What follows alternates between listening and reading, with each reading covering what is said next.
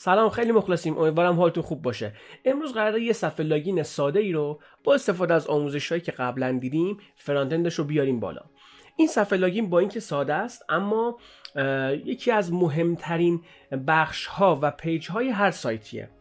اگه صفحه لاگینتون توی وبسایتتون قشنگ و جالب و باحال نباشه، ممکنه یک مقداری باعث بشه که اون کاربری که داره از وبسایتتون استفاده میکنه و ثبت نام میکنه یه حس بدی نسبت به حالا ظاهر وبسایتتون یا بقیه بخشاش داشته باشه.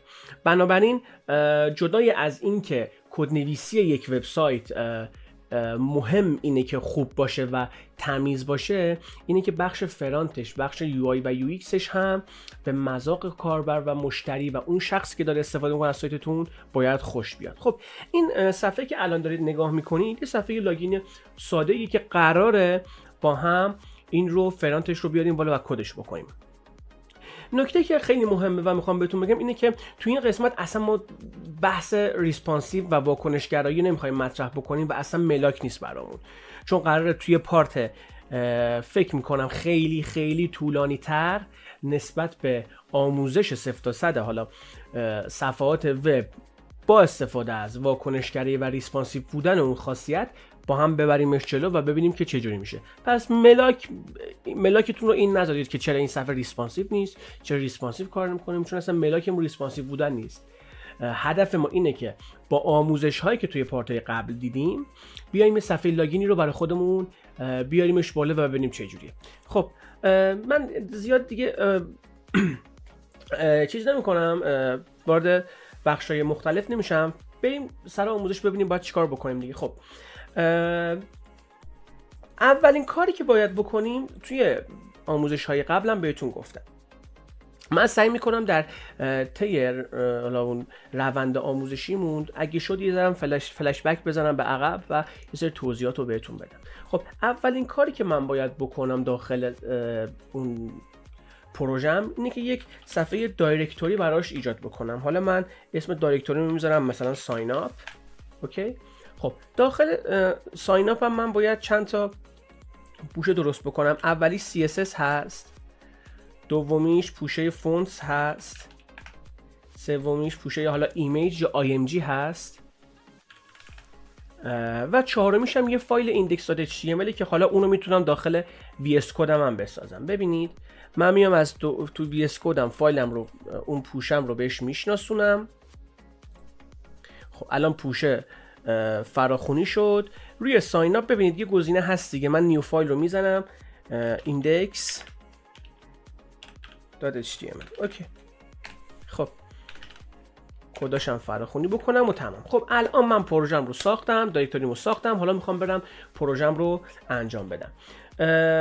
دومین کاری که باید بکنیم اینه که داخل پوشه CSS مون یک فایل install.css بذاریم، چون میخوایم چیکار بکنیم؟ میخوایم استایل هامون رو به صورت اکسترنال انجام بدیم. پس من میام میگم که style.css اینتر میکنم و میام اون رو داخل خود صفحه اون HTML هم لینکش میکنم. داخل پوشه CSS هم یه style.css وجود داره. خب تایتلمون هم مثلا میذارم صفحه ثبت نام، فرقی به حالم نمیکنه. خب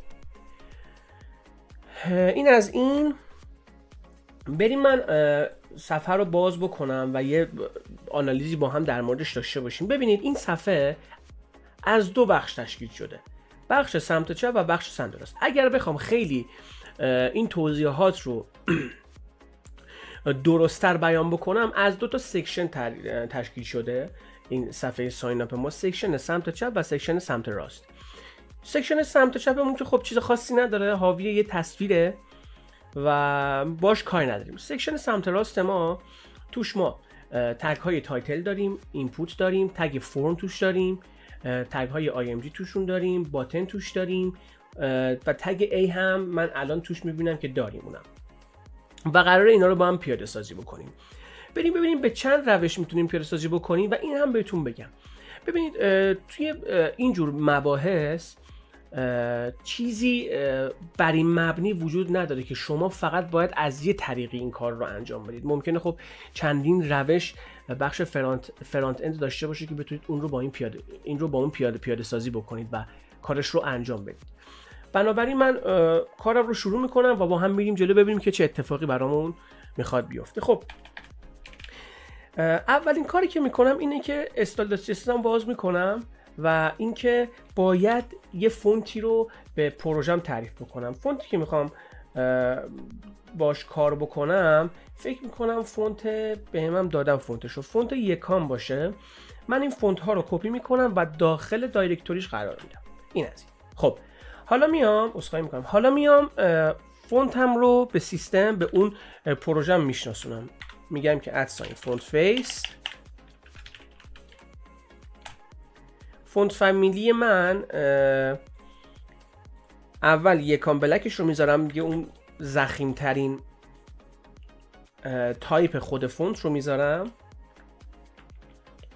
و URLش رو برمیگردم به عقب و این رو قرارش میدم. فرمتش رو هم که وف دیگه،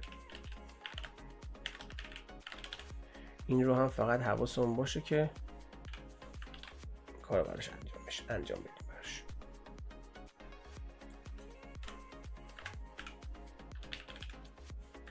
اوکی. خب حالا من از این یک کپی میگیرم پایین قرارش میدم.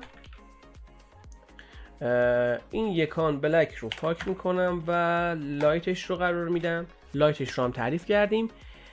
بریم به بادی بشناسونیم که میخوایم مارجین و پدینگش صفر باشه. چرا دارم این کارو میکنم؟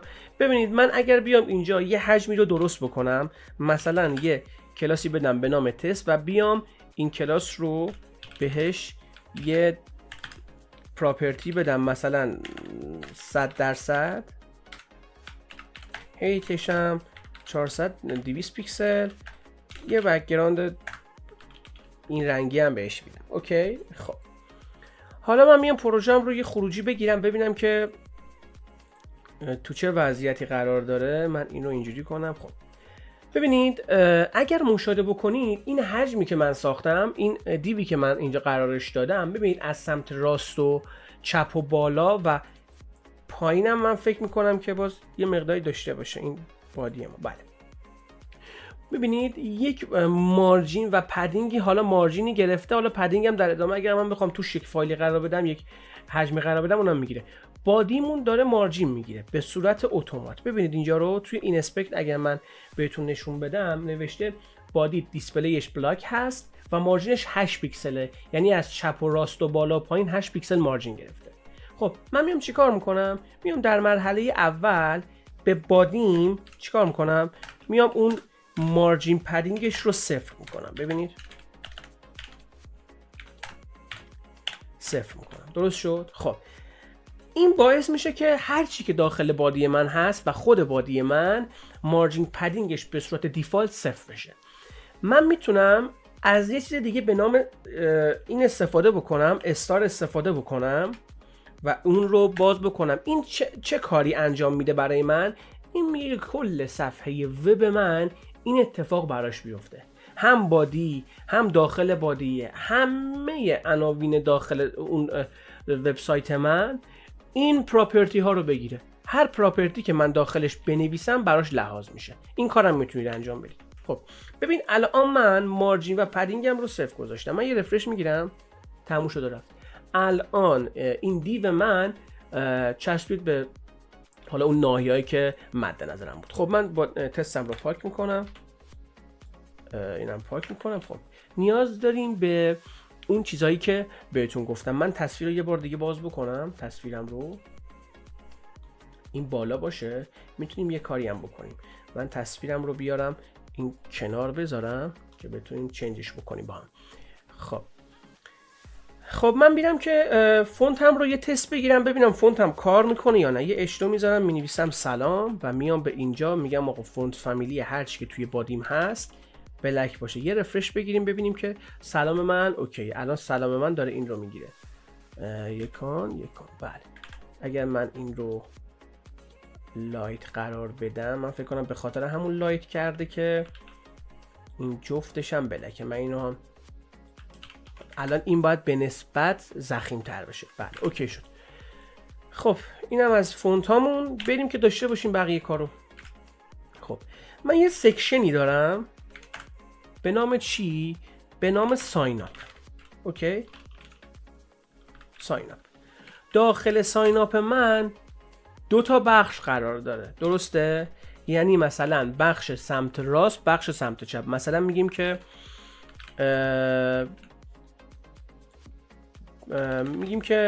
user information،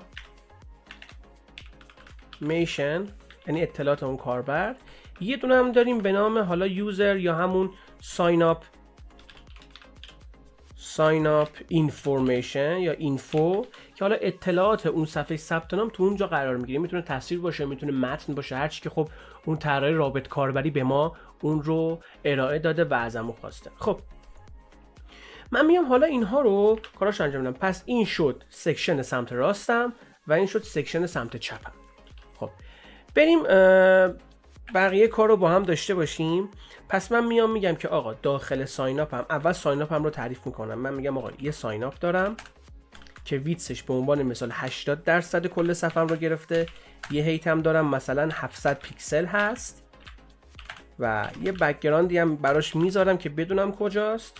مارجینم رو هم که الان مارجین بهش نمیدم تا قشنگ بریم جلو ببینیم. ببین الان تا الان این چیزی که من نیاز داشتم ساخته شد. یک مقداری هیتش رو متاسفانه به من اندازه ها رو ندادم و خب حالا من سعی میکنم حالا چشمین این اندازه ها رو لحاظ بکنم براتون. مارجین رو 0 و اتو میذارم، یعنی از بالا و پایین 0 باشه و از چپ و راست اتوماتیک باشه. این قاعدتا میاد وسط دیگه، درسته؟ میتونم حتی از بالا پایینم مارجین بدم، یعنی بگم که آقا از بالا به عنوان مثال 50 پیکسل 4 بچی، سمت چپ 0، سمت بالا چپ پایین 0، یعنی چپمون اتو باشه، پایینمون 0 باشه و راستمون هم اتو باشه. این الان یکم میاد پایین‌تر دیگه. اوکی، چیزی که نیاز داشتیم الان داره اتفاق میفته. این از این، اینم از این. میتونیم یه مقداری دیگه این رو هیتش رو بالاتر ببریم. خب الان این چیزی که من نیاز داشتم در مورد سکشن اصلی خود صفحه لاگینم ساخته شده. دو تا حالت دارم و دو تا راه دارم برای پیاده سازیش. یکی اینکه خود اون طراح رابط کاربر یا کارفرما بگه که آقا من میخوام فاصله نداشته باشه، یعنی کل صفحم اون ساین اپ بگیره، یعنی اون ساین اپ من کل صفحم رو در بر بگیره. یکیش این حالته، یکیش هم این حالتی که من ایجاد کردم. دوست دارم ساین اپ من کلا سکشن وسط رو اشغال بکنه و کل صفحم رو درگیر نکنه. میگم این بسته به اون سلیقه و نیاز اون شخص و اون کسی که داره این رو طراحی میکنه و نیاز داره.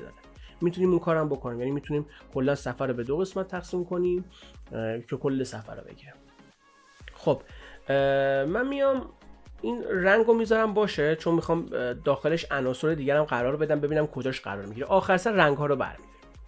خب یوزر اینفورمیشن من الان قراره که اینجا جایگذاری بشه. من میخوام استایلم رو به این شکل بدم. مشاهده بکنید من الان داخل ساین اپ هم چی دارم؟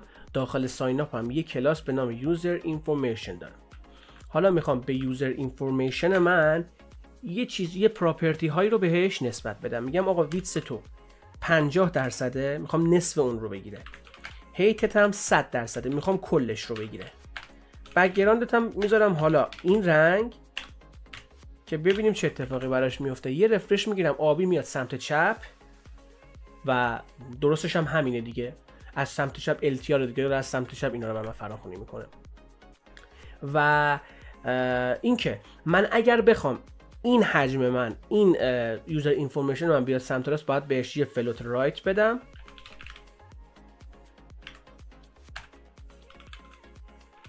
فلوت رایت بدم، این میاد سمت راست. خب حالا میام چی کار میکنم؟ این یوزر اینفو هم تعریف میکنم زیرش بمونه، جاشو مشخص بکنیم. داخل ساین اپ من یه ساین اپ اینفو هست، اون هم به همین شکل دیگه. ویدثش 50%، هیتش 100%، فلوتش هم مثل اون رایته که میان کنار هم قرار میگیرن و بک‌گراندش هم حالا یه چیزی میدیم دیگه. اینم از این. ببین الان شد آبی سمت راست، اون زیتونی که زدم سمت چپ. خب من اینو میارم پایین، کاری باش ندارم، فقط میخواستیم سر جاش قرار بگیره. خب سمت راست من چه چیزهایی داخلش داره؟ 2 تا تگ تایتل داره، یه تگ اون ساب یا دیسکریپشنی که حالا نیاز دارم واسه اون تایتلم نوشته برای ادامه کار نیاز است به ما ملحق شوید رو زیر تایتلم باید قرار بدم. پس میام چی کار میکنم؟ داخل یوزر اینفورمیشن هم سعی بکنید واسه هر کاری که میکنید یه چارچوب براش در نظر بگیرید. چارچوبی که من میخوام در نظر بگیرم اینه: تایتل یوزر اینفورمیشن. حالا بذارید من این رو برگردونم عقب. تایتل یوزر. کلاس دادناتون هم سعی بکنید کلاس های اسمای منطقی و عبارات درستی استفاده بکنید، چون هم باعث این میشه که خوانایی کدهاتون بالا بره، هم پرستیژ کاریتون و پرستیژ اون کارهایی که دارید میکنید حفظ میشه، هم باعث میشه که اگر پروژه رو دارید به صورت مشترک کار میکنید دیگران اذیت نشن بابت پیدا کردن اون کدهاتون. خب من داخل تایتل یوزر اینفورمیشن هم قراره چیکار بکنم؟ اون تایتل رو قرار بدم. پس من یه تگ h2 میذارم و یه تگ p میذارم. درست شد؟ خب داخل این تگ h2 ما چی داریم؟ نوشته که به وبسایت ما خوش آمدید. درسته؟ یه دونم p دارم نوشته که برای ادامه کار نیاز است که به ما ملحق شوید. خب حالا میام چیکار میکنم؟ میگم که برای به وبسایت ما خوش آمدید، پایینش هم می‌نویسم برای ادامه کار نیاز است به ما ملحق شوید.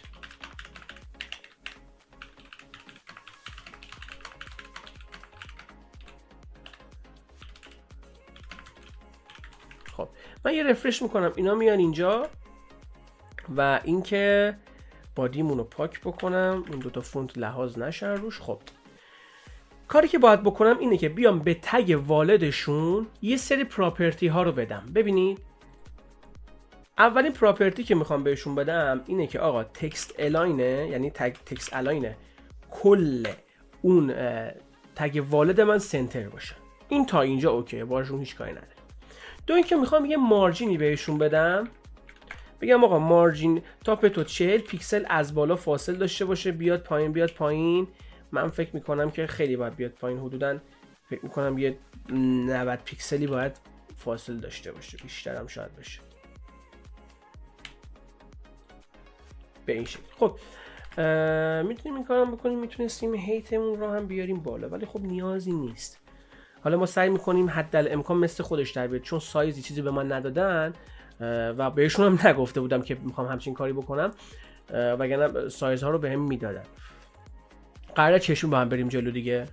خب خیلی خوبه اینطوری که چشمتون دقیقاً ببینه باید چه مقیاسی رو قرار بده. خب داخل ساین اپ یوزر اینفورمیشن من پس یه دونه تایتل یوزر اینفورمیشن دارم که اینجا قرارش میدم و باز میکنم. میگم خب تکست الاین من داخلش سنتر هست و مارجین تاپ من 100 پیکسل هست. من یه رفرش میکنم، بالاتر قرار میگیره. خب حالا میام برای تگ h2 یه سری پراپرتی میخوام تعریف کنم دیگه. میگم داخل ساین اپ، داخل یوزر اینفورمیشن، داخل تایتل اینفورمیشن یه تگ h2 دارم، باز میکنم. میگم فونت سایز این به عنوان مثال 30 پیکسل هست، فقط میخوام لحاظش رو ببینیم. فونت فامیلیش این یکان بلک هست و اینکه کالرش هم سفید هست. یه رفرش بگیریم ببینید الان این لحاظ شد، درست شد. خب حالا من میام این رو میبرم روی 60، 2 برابرش میکنم، یه رفرش دیگه میکنم، میاد روی 40. فکر میکنم 40 بهتر باشه که یه 40 کنم، 50 هم خوبه براش. یه رفرش میگم اینم از این. خب رنگش هم که مشکی باید باشه.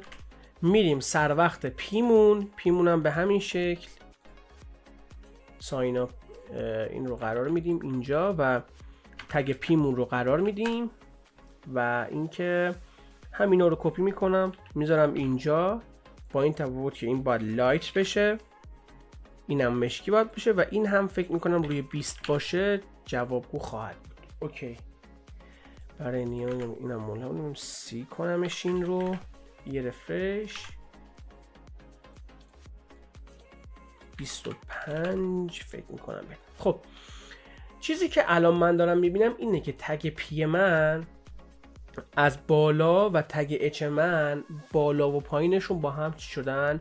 مارجین گرفتم. من میتونم یه کاری بکنم، میتونم بیام به این H2 خودم H2 مارجین بادم 0 بدم که اون تگ پی من از بالا بچسبه. یعنی چی؟ یعنی بیام به این مارجین به خود اچ من مارجین بادم 0 بدم، مارجین اون فاصله پایینش 0 بشه و پیم بیاد بالاتر، و اینکه بیام به خود پیمم مارجین تاپ 0 بدم که بچسبه بالا. ببین الان تگ پی من دو تا مارجین داره، ببینید از بالا و پایین فاصله گرفته، رنگ نارنجی توره رو ببینید، از بالا و پایین من مارجین گرفته و اچ من هم همینطور، درسته؟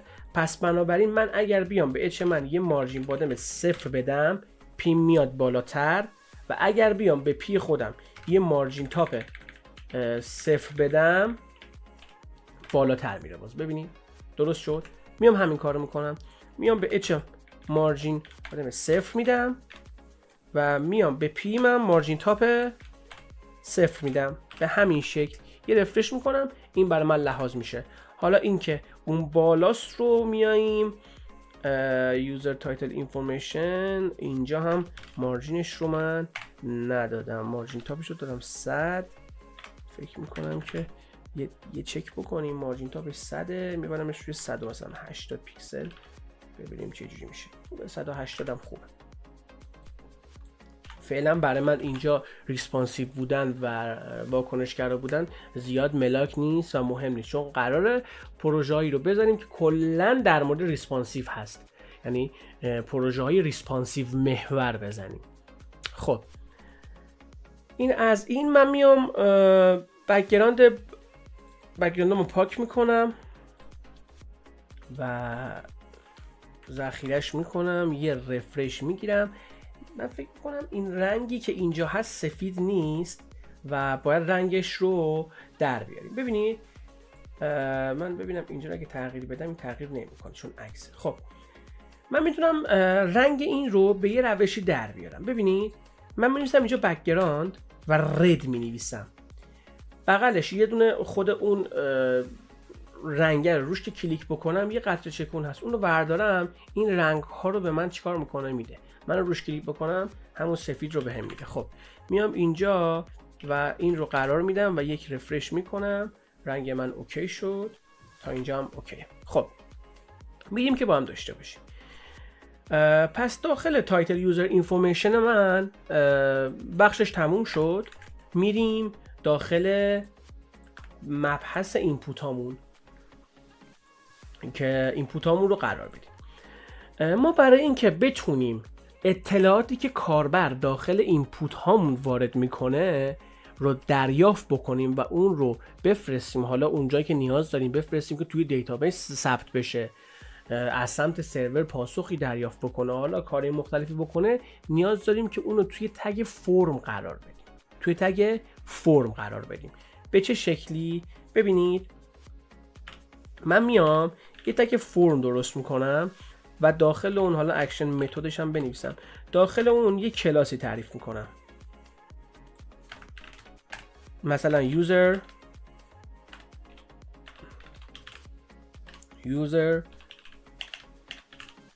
request. خب درخواستای کاربران رو به این فرمم لحاظ شد. حالا من اگر این اسپکت کنم یه رفرش بگیرم، فرم من رو اینجا مشاهده میکنید دیگه، اینجا این فرم من هست که اینجا قرار داده شد. خب میام چی کار میکنم؟ میام داخل فرمم شروع میکنم اون اینپوت هام رو قرار میدم، اون اینپوت هایی که نیاز دارم رو قرار میدم.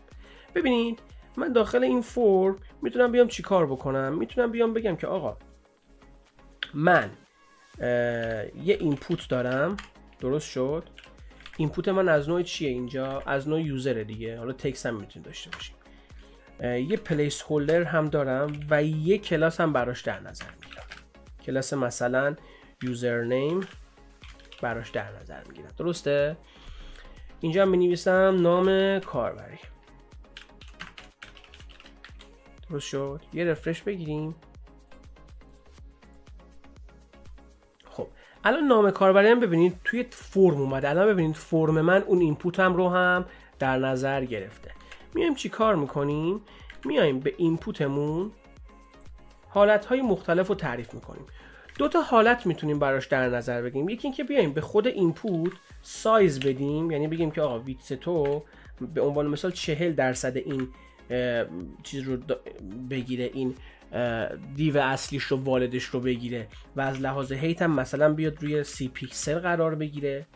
اینجوری میتونیم انجام بدیم که حالا اون چیزایی که اون پراپرتی هایی که میخوایم به تگ فرممون بدیم و میتونیم همینجوری براش در نظر بگیریم. خب میتونیم هم چیکار بکنیم؟ میتونیم براش یه دیو در نظر بگیریم واسه اینپوتمون، یعنی یک چارچوب در نظر بگیریم و تو اون چارچوب کارمون رو انجام بدیم. خب من میگم که آقا داخل یوزر اینفورمیشن من یه یوزر ریکوست هست که این یوزر ریکوست من تکست الاینش سنتر هست و میخوام بهش یک پوزیشن ریلیتیو بدم. این پوزیشن ریلیتیو چیه؟ همون مبحثی بود که توی CSS خدمتتون عرض کردم که میاد عناصر رو فارغ از اینکه چه جایگاهی دارن جابجا میکنه بدون اینکه باعث بشه عناصر دیگه جاشون به هم بریزه. یعنی انگار مثلا مثل روحن دیگه، روی هوا در حال حالا تردد و عبور و مرورن. من میام داخل ساین اپ یوزرم یوزر نیمم رو قرار میدم، یعنی اون کلاس اینپوتم رو میگم آقا ویتس تو 60% اون واردش رو بگیره، هیتش هم 40 پیکسل، فون سایزش رو هم میبرم روی 15 پیکسل، تکست الاینش رو میبرم روی رایت، دایرکشنش رو میبرم روی RTL که از سمت راست شروع بشه نوشتاریش، یه پدینگ رایت هم بهش میدم. اینا دیگه ذهنیه دیگه، پدینگ رایت مثلا 10 پیکسل بهش میدم که بیاد سمت راست. ببینید الان میام اینجا پدینگم رو گرفته، اون رنگ سبز رو نگاه بکنید، RTL هم رو گرفته، دایرکشن RTL هم رو گرفته، تکست الاین رایت هم رو گرفته. خب به خود اینپوت هم دادم و لحاظ شد دیگه. حالا شما هم به همون اینپوت بدید دیگه. حالا من اینو پاکش میکنم، یه رفرش میگیرم، نام کاربرم اوکی شد. خب ببینید الان بک‌گراند خود اینپوت من رنگش توسیه، میبینید؟ حالا من میام از اینجا باز مثل همون بک‌گراند رد میذارم، رنگش رو هم لحاظ میکنم. اینم رنگ بک‌گراندم هست دیگه. میام اینجا میتونم این رو اینجا قرارش بدم، یه رفرش بگیرم. خب حالا میام بوردرش رو هم نان میکنم چون یه بوردر داره دیگه، میبینید دورش رو یه بوردر داره. یه رفرش میگیرم، بوردرم نان میشه. این رو میارم روی 50 پیکسلی، یه کمی هیتم بزرگتر بشه. یه بوردر ردیوس هم داریم دیگه اینجا، درسته؟ یه بوردر ردیوس هم اینجا داریم. اگر ببینید یه بوردر ردیوس هم اینجا هستش. خب میام بوردر ردیوس هم رو هم روی 5 پیکسل تنظیم میکنم که 4 وجهش هم 5 پیکسل رو بگیره. خب میرسیم به آیکون خود اینپوتمون. ببینید دو تا حالت داره اون اینپوتی که قراره انجام بدیم. ببینید اینجا رو اگر من بیام داخل تگ فرمم یه ویتس درست بکنم و یعنی یه حجمی درست بکنم، به عنوان مثال همین یوزر نیم داش مثلا F و این رو ببینید اینجا رو میخوام چی کار بکنم دقیقاً. بیام بهش یه ویتس 100% بدم، یه هیت به عنوان مثال 50 پیکسل، یه بک‌گراند ردم بهش بدم. این میاد قشنگ بالای خود اینپوت من قرار میگیره دیگه. حالا ببینید من اگر بیام این رو پوزیشنش رو ریلیتیو بکنم و پوزیشن اینپوتم رو ابسولوت بکنم، ببینید چه اتفاقی میفته.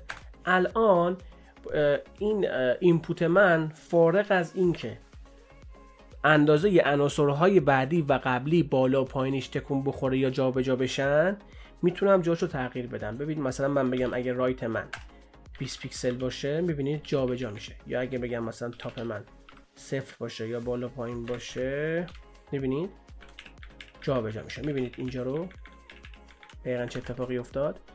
میتونیم بیایم این کار رو هم بکنیم. میتونیم بیایم اینپوتمون رو داخل تگ داخل اون والدش قرار بدیم، یه رفرش بکنیم. ببینید الان به خودی خود این تگ فرم من همه این رو در بر گرفته دیگه، درسته؟ یعنی داخل تگ فرم من یه دونه یوزر ریکوست، داخل اون یوزر ریکوست من یه دونه یوزر نیم اف هست و داخل اون یوزر نیم یه دونه اینپوت هست. من حالا این رو به این طریق میام پیاده سازی میکنم دیگه، درسته؟ خب میام چیکار میکنم؟ میام این رو ترتمیزتر میکنم. میگم آقا داخل یوزر ریکوست من یه یوزر اف هست که اینها رو داره، پوزیشنش هم ریلیتیو هست. درست شد؟ یه رفرش میکنم، اینو یه رفرش میکنم، این که خب برمیگرده به حالت قبلش. من بیام داخل اینپوتم رو هم باش کاری ندارم، این رو قرارش میدیم، یه رفرش میکنیم. خب حالا میام چی کار میکنم؟ میام اون آیکونم رو برش میدارم. برای اینکه آیکون دانلود بکنید دو تا حالت دارید دیگه، یکی اینکه خود اون شخصی که رابط کاربر طراحی کرده بهتون بده، یکی اینکه خب خودتون دانلودش بکنید دیگه. آیکون هایی که من دارم اینا هن اسمارت، یه دونه موبایل دارم، یه دونه اون گفلود دارم، یه دونه ایمیل دارم و یه دونه یوزر دارم. برم ببینم که اینا رو داخل ساین اپ هم قرار دادم که فکر نکنم قرار دادم، چون از اول با هم ساختیمشون. و یه دونه خب تصویر اون لاگینه رو دارم دیگه. خب حالا میام داخل یوزرنیم افم یه IMG درست میکنم، تگ تصویر من بسته نمیشه دیگه، درسته؟ میام و تصویرم رو به اون ارجاع میدم. یوزر، بذارید من این چیزش رو هم پاک بکنم، این پرانتزش رو هم پاک بکنم که سرراست‌تر بشه برام. یوزر رو لاگین رو خب حالا این رو هم پاک بکنم. ببینیم چه اتفاقی میفته. ببینید الان یوزر من داخل صفحه‌ام فراخونی شد و تصویرش بارگذاری شد. من باید چند تا پراپرتی و چند تا کار روی این انجام بدم. یکی این که بیام پوزیشن این رو روی ابسولوت قرار بدم و ویدثش رو روی حالا اون به عنوان مثال 38 پیکسل یا مثلا 40 پیکسل قرار بدم و از سمت چپ 0 کنم. ببینید با این کار این یوزر من میچسبه به اون تگ والدی که بهش ریلیتیو رو دادم، ببینید اینجا رو من اگر بیام اینو روی 80% در نظر بگیرم یا کمترش کنم، ببینید چه اتفاقی براش میفته. و این رو میارم روی حالا 80%، الان 70%، اینپوتم رو هم 100%ش میکنم و میایم اینجا این رو هم 60% در نظر میگیریم. خب این پوزیشنش ریلیتیو هست، این هم پوزیشنش ابسولوت هست. همینجا زنده یه کمی روش تغییرات بدیم ببینیم که چه اتفاقی میفته. من تگ IMG رو برمیدارم و این رو در قسمت بالای این قرار میدم و اوکیش میکنم. این میاد اینجا و توی این قسمت قرار میگیره. فرممونم که درست. خب ببینید چی کار کردم. من اومدم اول IMG رو، تگ IMG رو که قرار بود داخل اون اینپوتم قرار بگیره رو اومدم جابجا کردم و اولین مقدار قرار دادم. دومین کار چی بود؟ دومین کار این بود که من اومدم این یوزرنیم افم رو که 100% کل اون دیو والدم رو گرفته بود رو آوردم گذاشتم روی 60%. خب و کار بعدیم چی بود؟ کار بعدیم این بود که خود اینپوت که 60% اون دیو والدم رو گرفته بود رو کردم 100%، چون خودش یه دیو والد 60% داره دیگه. میخوام 100% این 60% رو بگیره. ببین رفرش میکنم و این که بیام به خود والدشم یه مارجین 0 رو اتو بدم بیاد وسط، یه رفرش بکنم این بیاد وسط و به خود IMG مونم ما باید یک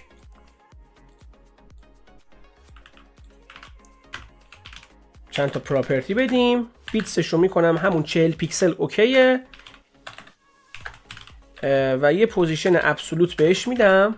یه رفرش میکنم که با اینپوتم سینک بشه و خب حالا میام یه مقداری از بالا و پایینم بهش لفت و تاپ میدم دیگه. ببینید اینجا رو من میگم لفت 2 پیکسل،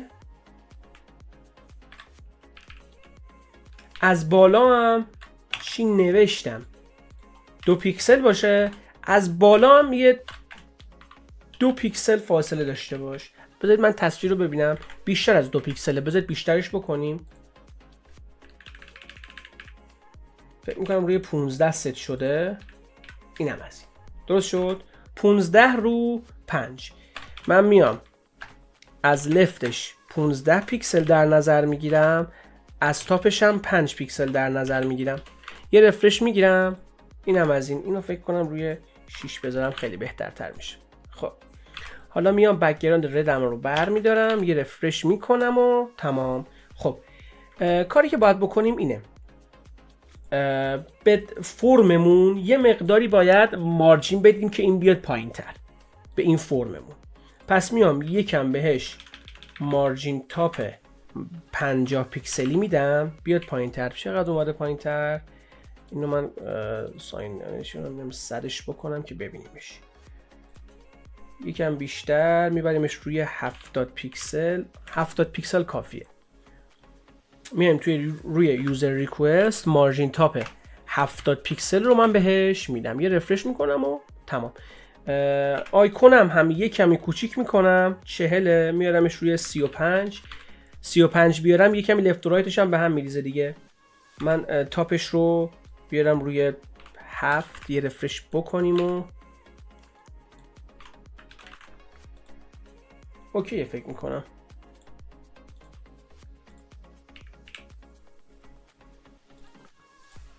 همیشه گفتن چرا یک کاری رو 10 بار انجام میدی؟ خب یه بار تو همون صفحه این اسپکت چیز کن تمومش بره دیگه. خب حالا میام یه مقداری سایز این خود اینپوتم و پلیس هولدرش رو و اون چیزی که میخوان داخلش تایپ بکنن رو بالاتر میبرم روی 20، یه رفرش میکنم روی 18 هم میتونم اعمالش 180. میایم اینجا، اینم از این. کالرش رو هم، کالر خودش رو هم حالا اینجا رده، حالا من میارم روی این حالت. اوکی. بعد اینکه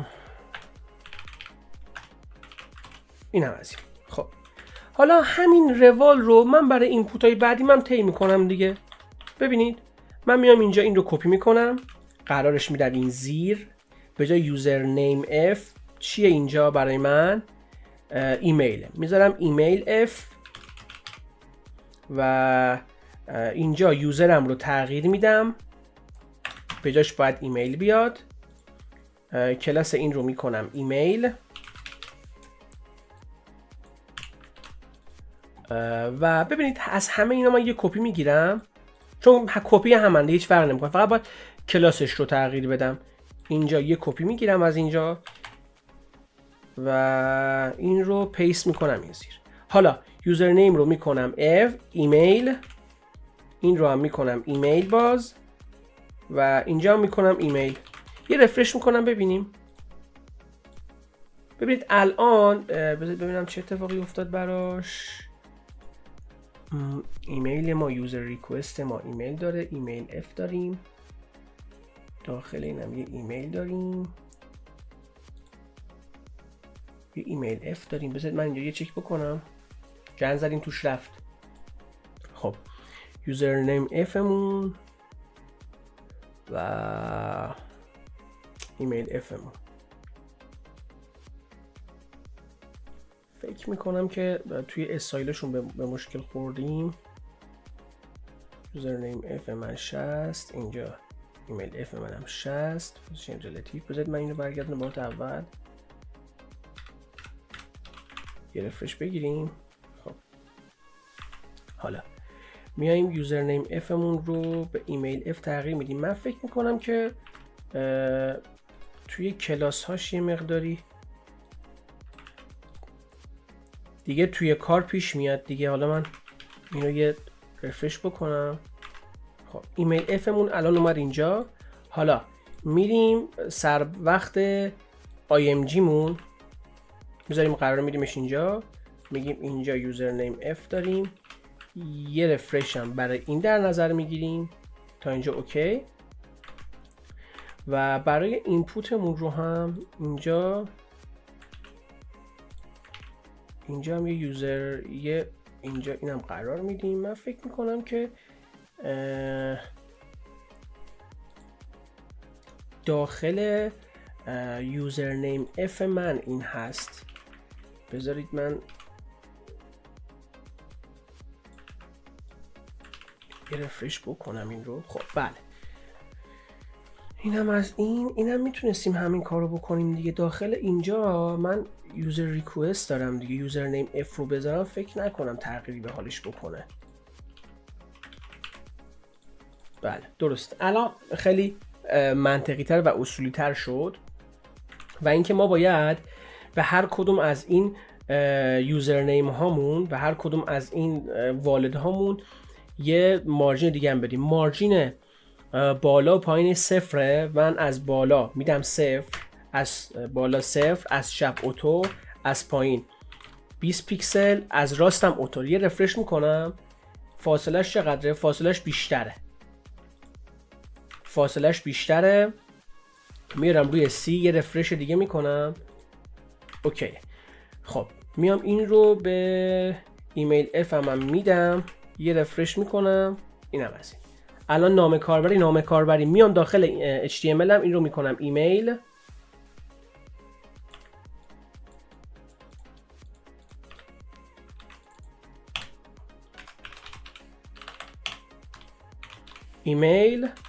و اینجا هم میتونید ایمیلش بکنید این رو. درست شد؟ خب حالا بعدی رو هم به همین منوال من این رو کپی میکنم، پیست میکنم این زیرش. تصویر بعدیمون چیه؟ تلفن همراهه. این رو میکنم فون نامبر، مثلا شماره همراه. فون نامبر. ایمیل هم میکنم فون نامبر. میبینید دیگه همش کپی پیست دیگه. شما فقط اگه متوجه بشید که دقیقاً چی کار کردید دیگه این چیزش اوکی میشه. ببینم داخل IMG من ایمیلم فاصله داره، درسته؟ الان باید دیگه تصویرش بیاد دیگه. اوکی. خب میایم داخل ایمیلمون پاکش میکنیم. این رو روی اسمارت فون قرار میدیم PNGش رو. این رو روی نامبر هم میتونیم قرار بدیم. من روی تکست قرار میدم چون نمیخوام کنارش علامت آپ و دان خود اون چیز بیاد، نامبر بیاد. خب میایم از این استایلمون استفاده میکنیم. ایمیل اف میشه فون نامبر.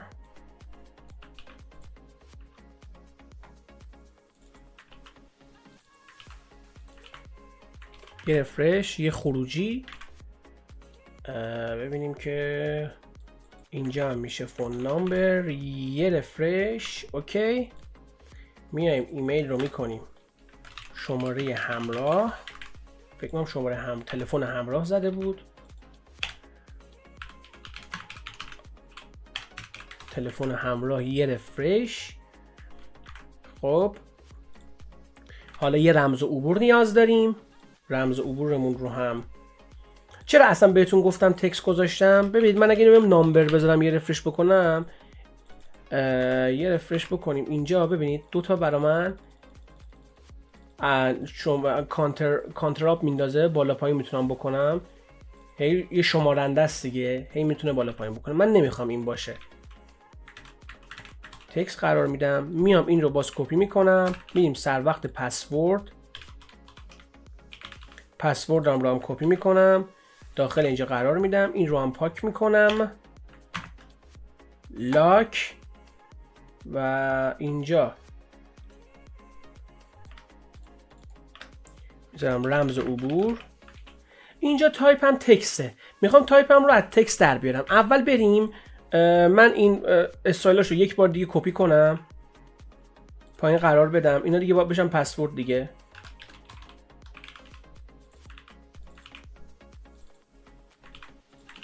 درست شد. یه رفرش میگیرم، پسوردم میاد زیرشون به این شکل. خب کاری که باید بکنم اینه که ببینید من وقتی روی پسورد کلیک میکنم و رمزم رو تایپ میکنم، ببینید رمز من چه اتفاقی براش میفته، نشون داده میشه رمز من چیه. برای اینکه این اتفاق نیفته من اینو میام روی پسورد ستش میکنم و اینو رفرش میکنم، ببینید چه اتفاقی براش میفته. دیگه اون پسورد من رو چیکار میکنه؟ نشون نمیده. یه مقدار خیلی کوچیکی بیایم این کالرش رو یه مقداری تیره تر بکنیم.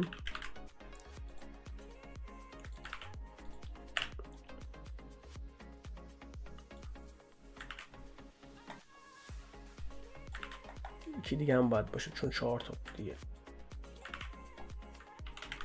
یه رفرش، این هم از این. خب رمز عبورم گذاشتیم و حالا قراره یه دکمه کار کنیم.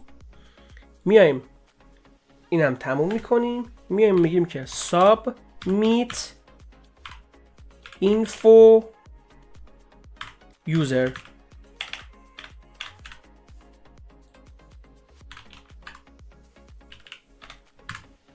داخل این یه باتن داریم، داخلش نوشته که ثبت نام. درسته؟ خب ما میایم این رو به صورت زنده کارش رو انجام میدیم. من به ثابت منام ببینید یه ویتسه مثل بقیه، یه ویتس 60% لحاظ میکنم، تکست الاینش رو سنتر میذارم و میام چیکار میکنم. الان من به این سابمیتم این رو دادم، یه مارجین میدم بهشون، مارجین 0 و اتو بهشون میدم بیاد وسط و این رو کپی میکنم و قرارش میدم به خود استایلامون دیگه. میایم پایین تر، بذارید کامل انجامش بدم بعد. پس میایم روی دکمه حالا کلیک میکنیم، میگیم آقا تو ویتست 100% اون 60% شو یه هیت هم برات در نظر میگیرم، به عنوان مثال مثلا 60 پیکسل، 60 هم زیاده ببریمش روی 50. بوردر نداشته باش، فونت سایزت فکر میکنم کافیه، فونت فامیلیت این باشه، کالرت این باشه، بکگراند این دکمت هم باید این باشه دیگه. حالا من بکگراندش رو روی رد میذارم، اینجا بر میدارم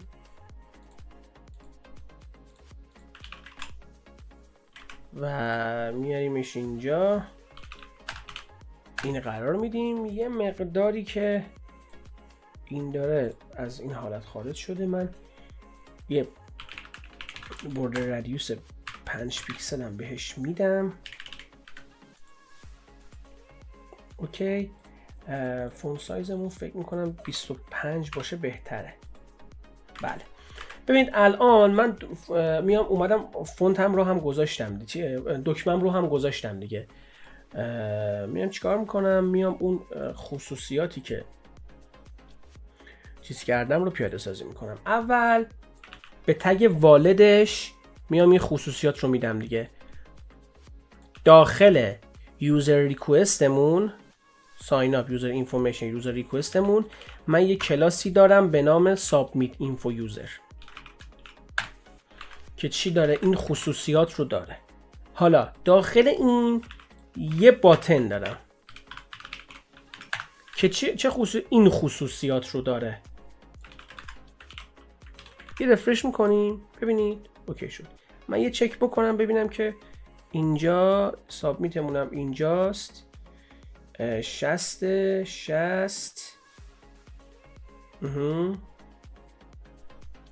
این هم از این. حالا این هم دکممون. بریم یه تکست هم اینجا هست که نوشته قبلا ثبت نام کرده اید وارد شوید. قبلا ثبت نام کرده اید این بدون لینک هست و وارد شویدش لینک داره. پس بنابراین میایم چی کار میکنیم؟ میایم بیرون فرممون، دیگه کاری با فرممون نداریم. میایم مینویسیم که before sign up login. اوکی، اینو میذارم براش دیگه. میام مینویسم قبلا ثبت نام کرده اید، یه تگ A درست میکنم، مینویسم وارد شوید. خب برای این کار من باید بیام دیسپلی خود اینفومم، این تگ والدشون رو هم این لاین بلاک قرار بدم تا هر چیزی که در ادامه خواستم داخلش قرار بدم به این لاین بلاک تغییر کنه دیگه. ببینید ساین اپ یوزر اینفورمیشن رو باز میکنم. این دفعه دیگه تو یوزر ریکوست نیست، بازش میکنم، میگم که این رو هم دارم، باز میکنم، میگم که آقا دیسپلیت این لاین بلاک باشه، مارجینت 0 اوتو باشه، ویدست هم همون 60% در نظر میگیرم. حالا ببینیم چه اتفاقی براش میفته دیگه. یه رفرش میکنم. خب میایم روی این مارجین 0 اوتو، به خاطر چی؟ چون این لاین بلاک کردیمش، درسته؟ آره. میایم اینجا تکست الاینش رو سنتر میدیم. میایم اینجا تکست الاینش رو سنتر میدیم، یه رفرش میکنیم. من به دکمه میتونم یه مارجین بادمم بدم و به خود این یوزرش، یعنی از بالاست 0 از چپ، اوتو از پایینم بگم مثلا 50 پیکسل، از راستم اوتو باشه. یه رفرش میکنم این میفته پایین تر دیگه. حالا میتونم این رو بکنم 70 که تا حالا اسکرولم نخوره صفم. خب میایم پایین تر، تکست الاینمون سنتر شد. میام اینجا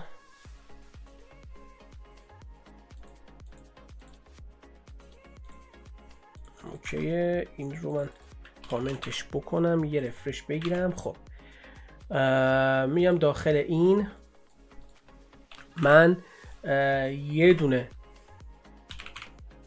فونت فامیلیه یه کانفیگ کنم لایت باشه. حالا میتونم جفتشم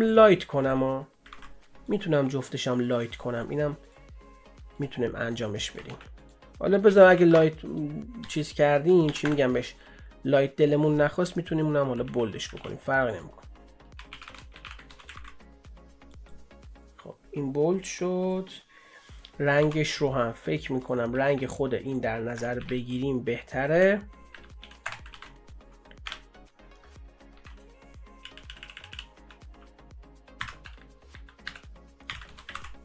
یه رفرش، اندازش یه مقدار بزرگتر،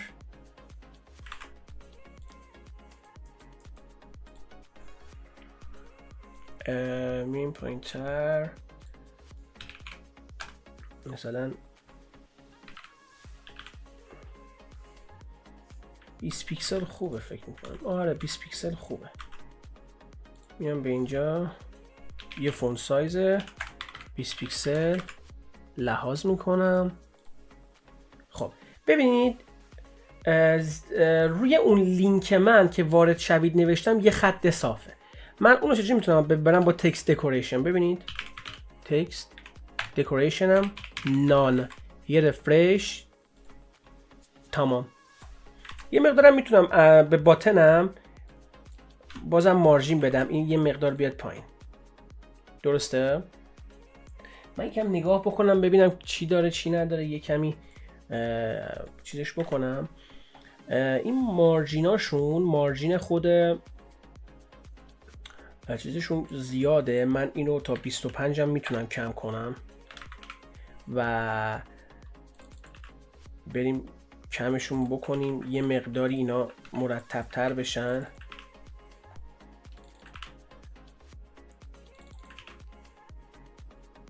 پوستتو میکنم، رابط کاربری دادی به من، اندازه‌شو به من ندادی.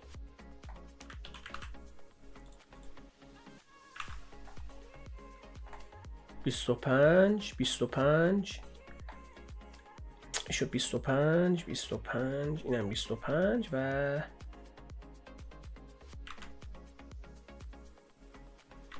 رمز عبور من پسورد درسته 25 بود. اوکی. یه مقداری هم اینا این چیزمون هیتش فکر میکنم بیشتر باید باشه. آره یه مقدار بیشتر، من هیتاشون رو هم یه مقدار بیشتر بکنم.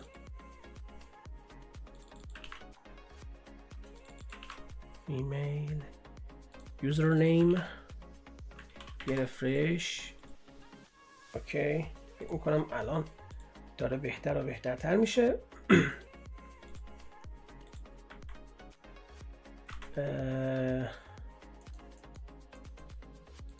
من فکر کنم یه مقدار ریزی این از تاپ فاصله بگیره بیاد اینجا، یعنی 15 در 15 بشه دیگه. مشکلاتش هم برطرف بکنیم که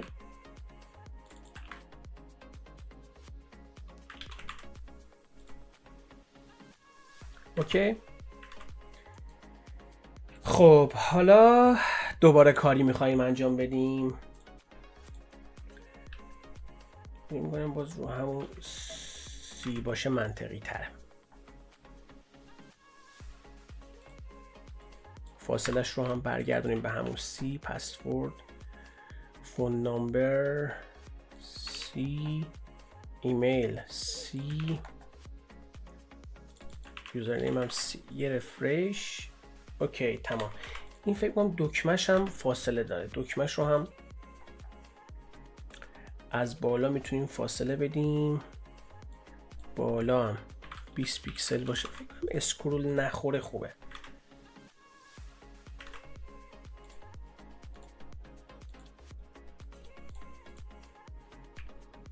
البته بذار اینو صفر بدم. اون یوزر اینفوم رو بیام از پایین بمنمش روی 60 مثلا 30 تا هم به اون اضافه بکنم و هیت این رو هم ببرمش روی 60 یه کمی بهتر تر بشه.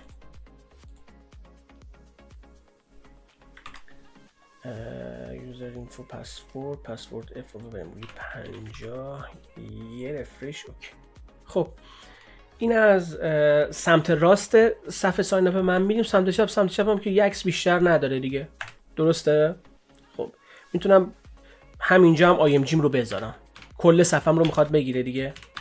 حالا شاید مجبور شدیم از پوزیشن هم استفاده کردیم و این رو هم بهتون بگم.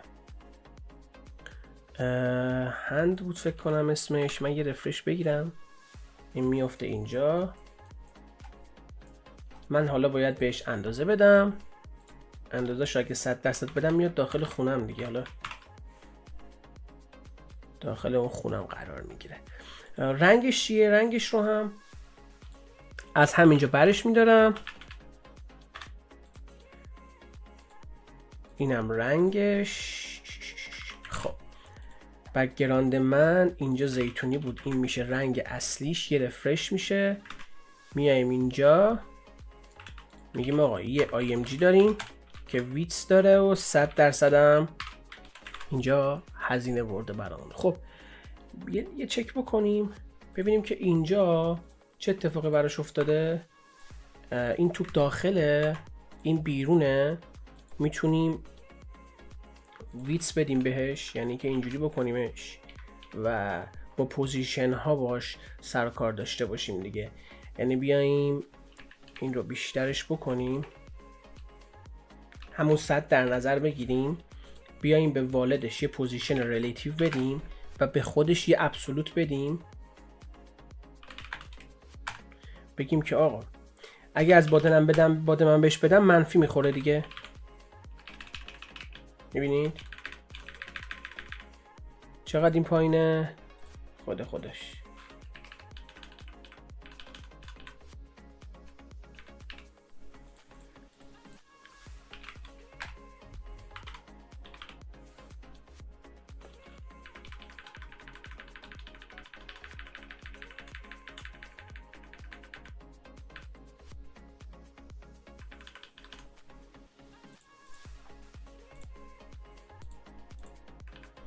یه مقداری هم اینم بهتون بگم و این اندازش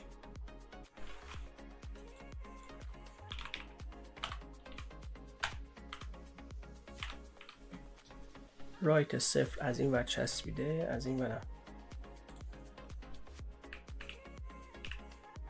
باید بچسبه. هی داده میکنم دیگه اوکی باشه. بیتس 100 پوزیشن این و اینم میاییم برای این لحاظ میکنیم.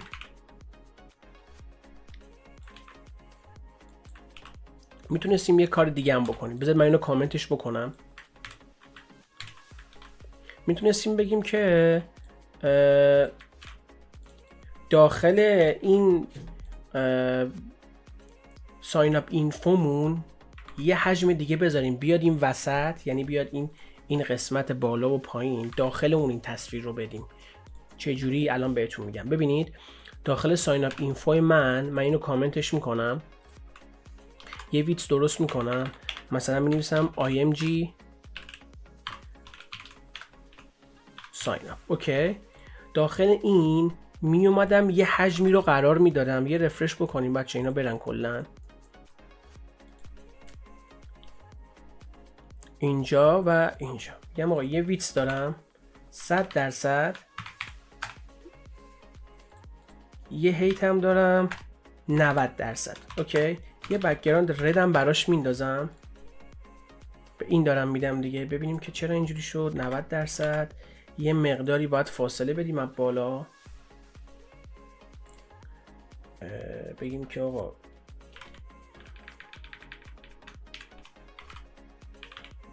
جا داریم دیگه، اینجوری بشه. درست شد. خب الان من این رو میام به اون دیوم میدم. امیدوارم متوجه بشید دقیقاً دارم چیکار میکنم دیگه. دارم از یه روش دیگه میرم. ساین اپ اینفوم رو میذارم اینجا و یه دونم img ساین اپ هم دارم اینجا. اینو باز میکنم و این رو به این ارائه میده. دیگه نمیخوام از پوزیشن استفاده کنم که منفی بگیره، میخوام این کار انجام بدم. میام img رو که کامنت کردم و داخل اون حجمی که درست کردم میذارم. درست شد. و این رو هم از کامنت در میارم، پوزیشن هام رو پاک میکنم و این رو بهش میندازم، این رو داخل این که داخل این قرار بگیره. یه رفرش بکنیم. خب بیایم اینجا، من تصویرم باز بکنم ببینم که ببینید اینجا چیزی که اتفاق افتاده برای ما اینه که خودش هم بالا چیز داره دیگه، یعنی فاصله داره. بنابراین ما فکر می‌کنم دیگه چیزمون دیگه راهمون فقط همون پوزیشن دادنه بود. بذارید من یک بار دیگه نگاه بکنم اینجا 100% این بریم بالاتر. اینجا من این img دیگه دارم، اینو پاک کنم، یه رفرش بگیریم. این 100% است، از بالا داره فاصله میگیره. کوچیک‌ترم نمیشه کرد چون خیلی کوچیک میشه. آره این به خاطر همون فاصله هاست دیگه، این به خاطر همون فاصله هاست. و img هم اینجا پوزیشنش رو هم ریلیتیو بدم میاد داخلش دیگه. این رو میتونیم این رو هم تاپش رو 0 بکنیم.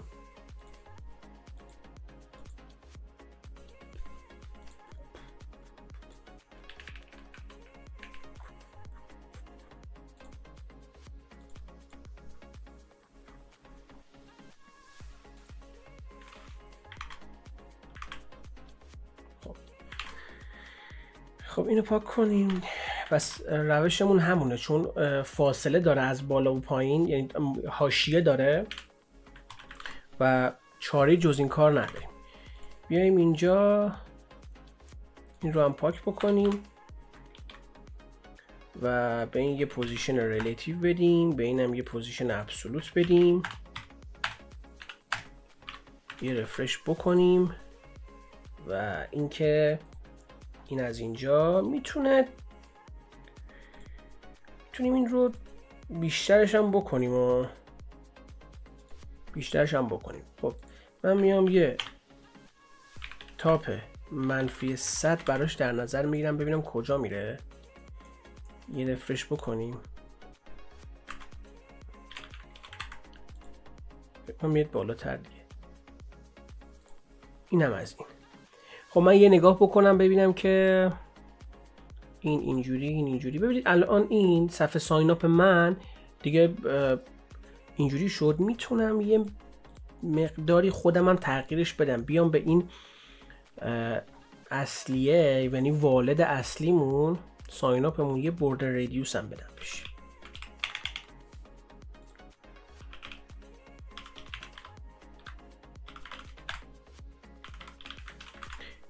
یه رفرش کنیم، یه رفرش هم از اینجا. بوردر ریدیوس هم رو گرفته، ولی فکر میکنم که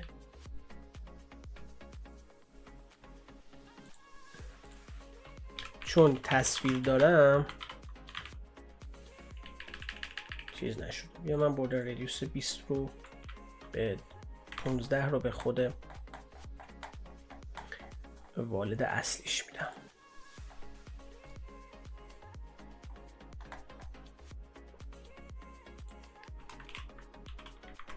یه رنگ رید هم داشتم اینجا، این رنگ رید رو بتونم پاک بکنم خیلی عالی تر میشه. یه رفرش، اینم از این به این شکله. خب یه روشی هم داره که این بیتس و هیته، یعنی این هیته دیگه به بالاش بچسبه دیگه. بذارید من اینو بردارم، ببینید یه ساین اپ اینجا بود، یه دونم باید اینجا باشه. اینم بذارید بردارم، من برگردونم به حالت قبلیش. ببینید اینم میتونیم از بالا و پایین، من دیگه تو کدا دست نمیبرم، از بالا و پایین میتونیم این کار بکنیم. مارجین رو من بردارم، ببینید الان این از این، اینم از این، هیتمون بشه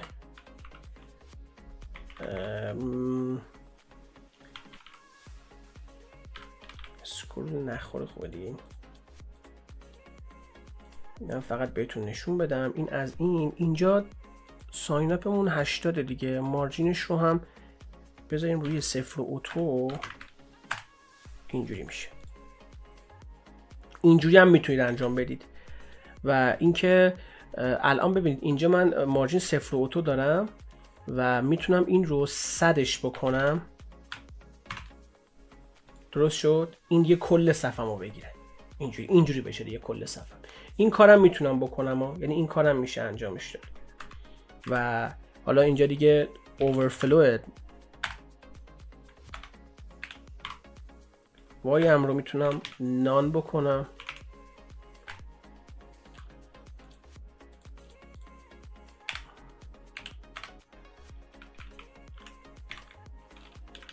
overflow نان بکنیم. این از اینجا این valid property value، فکر میکنم باید این hidden باشه و میتونیم از لحاظ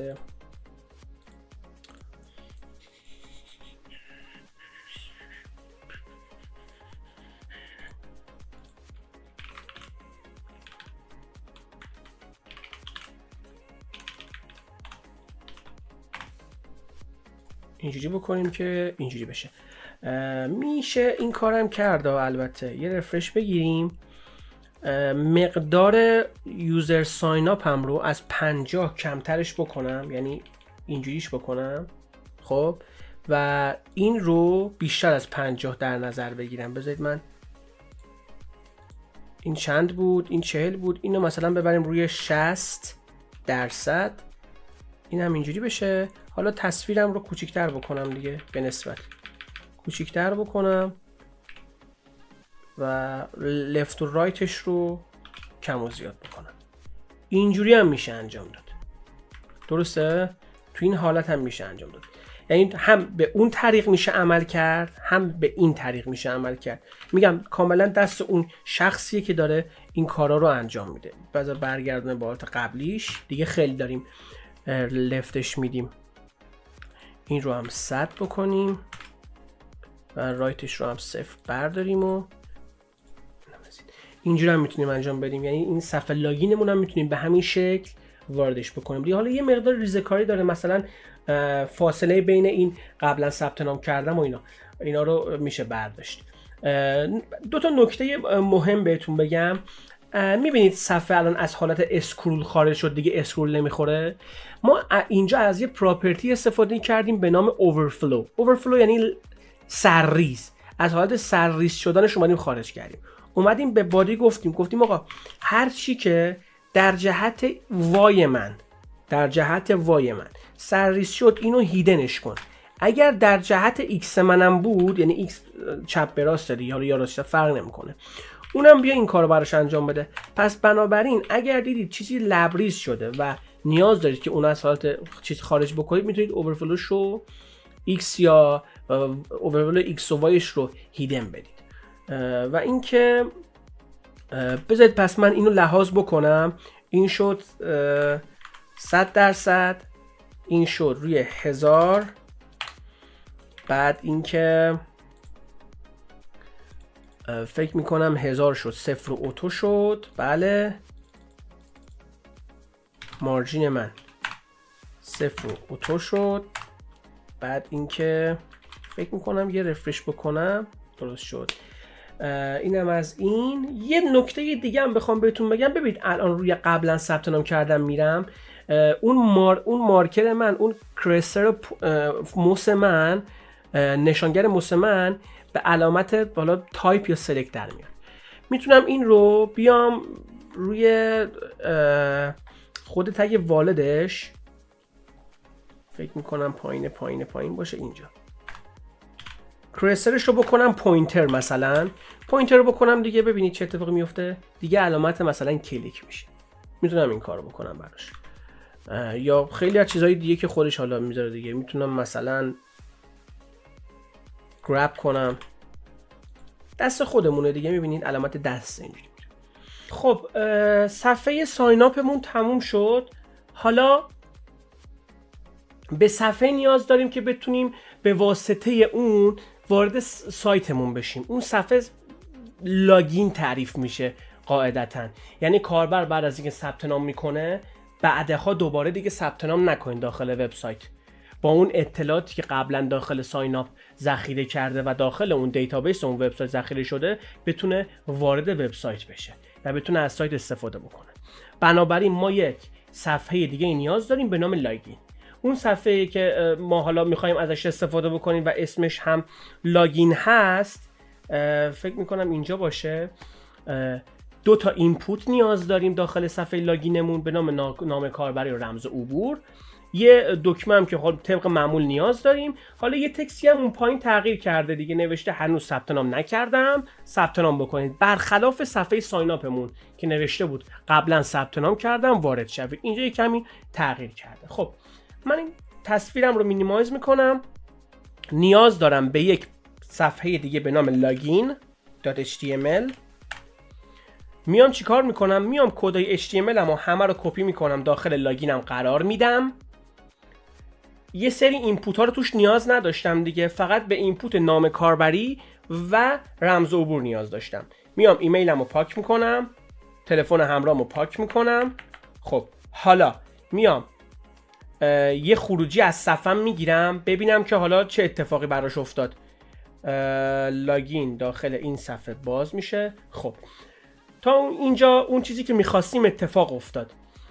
فقط تفاوتی که توی تصویرمون داریم اینه که دکمه ورودمون، یعنی دکمه ثبت ناممون تبدیل ورود شده و فاصله پیدا کرده از بالا. میایم اون رو لحاظ کنیم براش. قبل از این من تایتلمون رو هم عوض بکنم، بنویسم صفحه ورود. درست شد؟ خب حالا میایم دکممون رو از ثبت نام به ورود تغییر میدیم.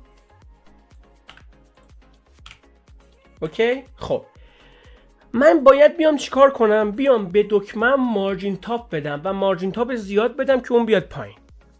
اینجا یه نکته‌ای به وجود میاد. من اگر بیام به باتنم مارجین تاپ بدم 100% داخل ساین اپ هم، یعنی داخل اون صفحه ثبت نامم این لحاظ میشه. چرا؟ چون جفتشون دارن از یه لینک استایل استفاده میکنن دیگه. منطقیه که من هر استایلی به این ور بدم اون ورم بگیره. چند تا حالت داریم.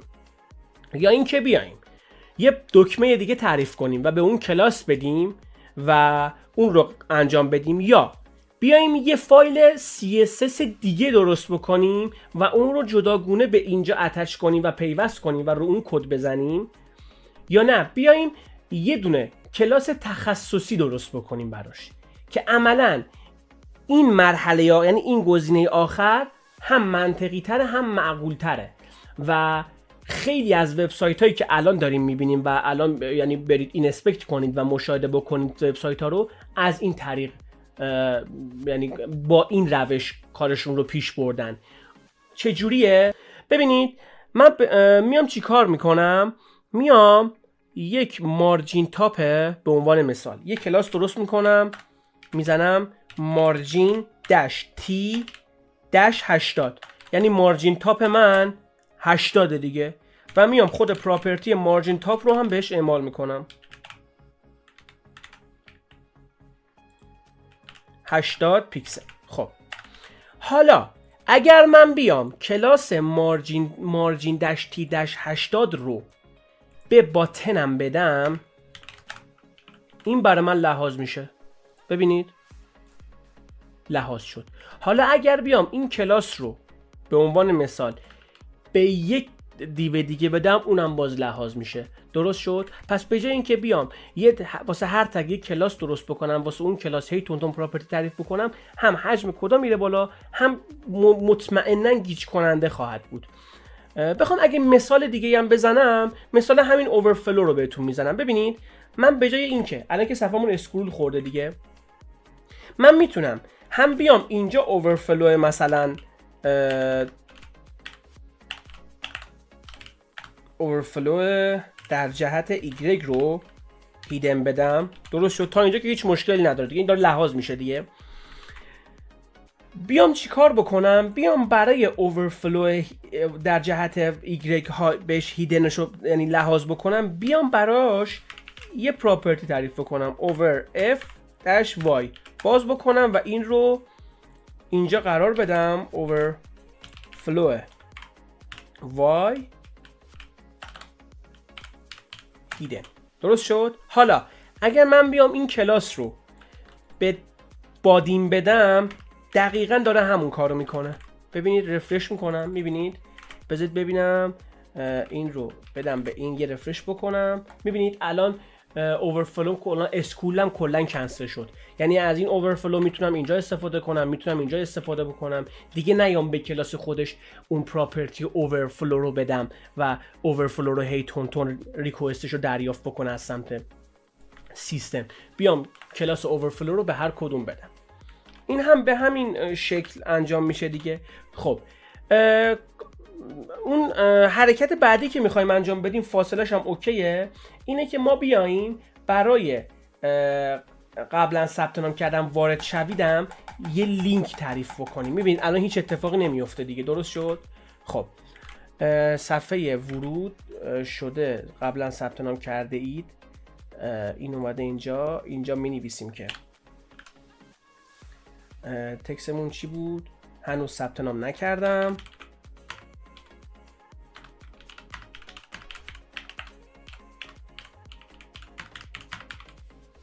اینجا هم بذاریم که ثبت نام کنید دیگه. خب حالا من یه رفرش میکنم ببینم این لحاظ میشه. لحاظ شد. حالا باید صفحات رو به هم لینک کنم. چجوری؟ توی اچرف ثبت نام بکنید من باید ایندکسمو بذارم. حالا میتونم اسم ایندکسمو عوض بکنم توی اینجا، بذارم ساین اپ. درسته؟ بیام بنویسم آقا ساین اپ من، بعد بیام داخل ساین اپ من لاگینم رو بهش اتچ و پیوست بکنم، بهش لینک بدم. ببینید چه اتفاقی میفته. من الان داخل، بذارید من ساین اپم رو باز بکنم. خب من الان داخل صفحه ساین اپم. وقتی روی وارد شدید بزنم صفحه رفرش میشه و صفحه لاگینم میاد. حالا وقتی روی دکمه ثبت نام کنیدم بزنم رفرش میشه و صفحه ثبت نام کنیدم من میاد بالا. من تصویر رو ببینم توی وارد شوید، یه مقدار این هنوز ثبت نام نکردم توی لاگینم بالاه. میام از همون روشم استفاده میکنم. ببینید اینجا رو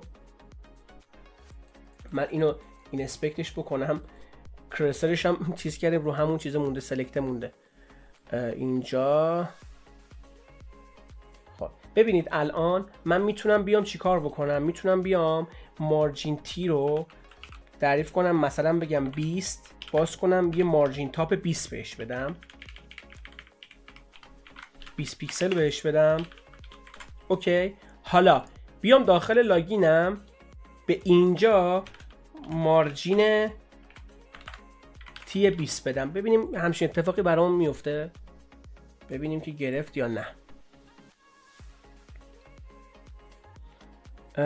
خب اینجا ببینید اینجا یه بحثی الان پیش اومد برای ما. اینجا اون بحث چیه؟ اینه که من وقتی مارجین تاپ رو دادم، ببینید خط خورده، اومده به من گفته شما قبلا یه مارجین صفر و اتو دادی که ارجعیت داره نسبت به اون مارجین تاپی که دادی. ببینید الان من مارجین تیکشو برداشتم، اون مارجین تاپه داره کار میکنه برای من. میبینید چرا؟ چون من اومدم قبل از اون مارجین تاپه یه مارجین صفر و اتو دادم که اون ارجعیت داره. دو تا کار میتونم انجام بدم.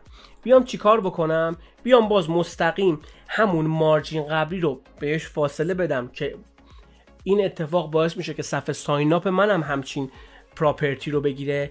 یکی که بیام چی کار بکنم؟ بیام بگم آقا مارجین تی داش 20 من یه فاصله آی ایمپورتنت کنم. ایمپورتنت یعنی مهم و بسیار مهم. یعنی من هر وقت این کلاس رو به یه تگی دادم، اون تگ باید از این پراپرتی تبعیت بکنه. ببینید من صفحه رو رفرش میکنم، ببینید الان رفرش میکنم، ببینید الان اون مارجین تاپی که من داده بودم خطش برطرف شد. ببینید من 20 حالا بیشتر بکنم، البته اینم باید برداشته بشه دیگه فکر میکنم. بذارید ببینم، البته میتونم به اینم بدم. بذارید من به جای اینکه بیام به خود این بدم، مارجین تاپم رو یه رفرش بکنیم، مارجین یوزر ساین اپ، درسته دیگه، داره به این بیشتر میشه. ببینیم بله بخوام بیشتر بدم دیگه، مثلا 100 هم اوکی. یا میتونم به همین باتنم مارجین بادن بدم که دیگه به جای اینکه بیام مارجین تاپ 100 بدم اونقدر زیاد شه، میتونم به باتنم مارجین بادن بدم. درسته؟ به همین منوال دیگه. ببینید من میام این رو مثلا میکنم مارجین داش بی داش مثلا 20، بازش کنم بگم مارجین بادم 20 پیکسل. درست شد؟ حالا این مارجین بادم رو به چی بدم؟ بیام به دکمن بدم دیگه.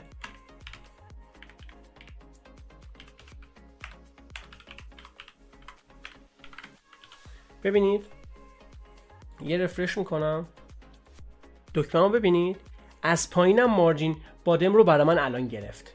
ببین حالا من هر چقدر اینو زیادتر کنم اون تکسم جابجا میشه.